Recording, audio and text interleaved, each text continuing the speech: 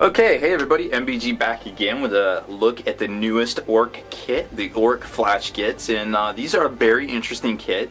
You get 5 models in here, and they are on 40mm bases because they, well, for lack of a better term, they have a wide stance, and they like to set and do their shooting. Look at all these guns. These things, I seriously doubt there is a model out there, an infantry model rather, that has more DACA than these guys, because that's a lot of shooting right there. I mean, you've got 2 different shells coming out of this ejection, these separate ejection ports right here. So I don't even know what that's all about, but that's crazy.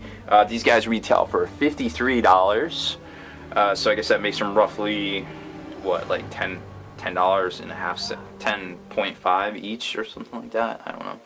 Roughly, give or take, and it's, you know, at cursory look, they look pretty cool.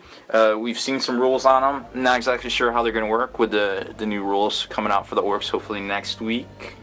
Fingers crossed. There's some cool bits in here. The snaz guns are over the top ridiculous. Lots of cool heads, and you got the eyeball squig. Where's he at? There's eyeball squig. So some pretty cool stuff in here.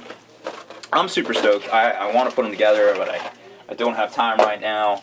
We got the big Spiky Con and everything going on this weekend, but I'm definitely looking forward to putting a set together next week, and I'm definitely hoping that these guys will lend themselves nicely to being allies with Necrons, because I don't know, the whole Psychic phase, I like the Psychic phase, but it just seems like it's more hassle than it's worth, perhaps, and maybe I just want to go a different direction. And Necrons, you definitely don't have to worry about that. You just have to worry about how many Dispel Dice you're going to throw at things, I guess.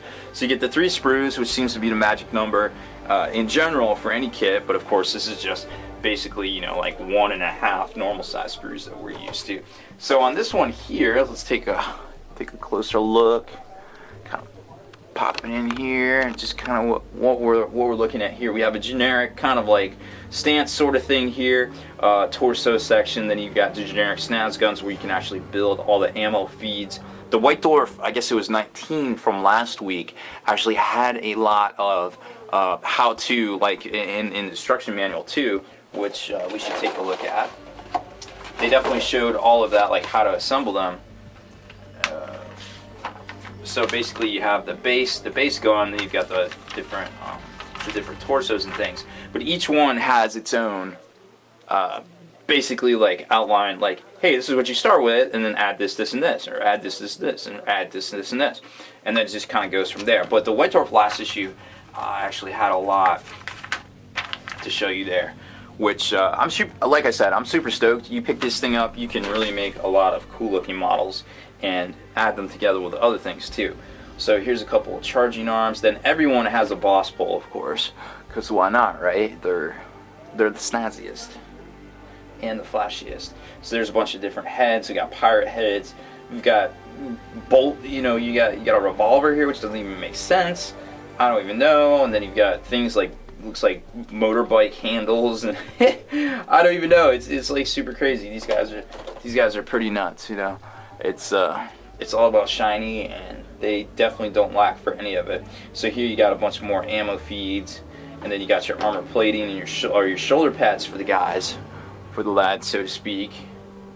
And then some more just attachments and things like that. And then this one here, more of the same. So that was the big armor upgrade thing right there. And here you got a bunch more and different things. And the eye squig is on one of these at the top. Where's he at? I don't see him. Where's that little guy? Yeah, he's not on this one, but that's okay. Probably showed him off already. You got tripods, all sorts of different torsos, you know, aiming sights, things for your boss poles, lots of heads. So you can definitely upgrade all your different Orks to have some super sweet heads. Here he is. Here's an eye squig. There's eye squig right there. He looks a little bit smaller than I thought he'd be, but then once you kind of size him up to one of the torsos here, it's just about the right size. So I can't even hate on that. So that's it for this one. Not a whole lot to see. I think it's been covered a lot. They are on the 40mm basis, like I said. I think that new shock attack gun might be on a 50mm, which would be pretty interesting. It was hard to judge from the White Dwarf pictures, but it's either definitely on a 40mm or possibly on a 50mm, which would be really weird, but it would make sense, I guess, if they're trying to make it like semi-monstrous, I guess. Not really sure, but they also didn't spoil the rules for him, so it's going to be very interesting to see if he still retained his crazy random effects and things like that. But I guess we'll find out here soon. Fingers crossed, right? Alright, well, like I said, that's it for this one.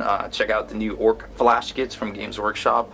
Retail for $53, now on sale at your favorite local game store or spikybits.com as well.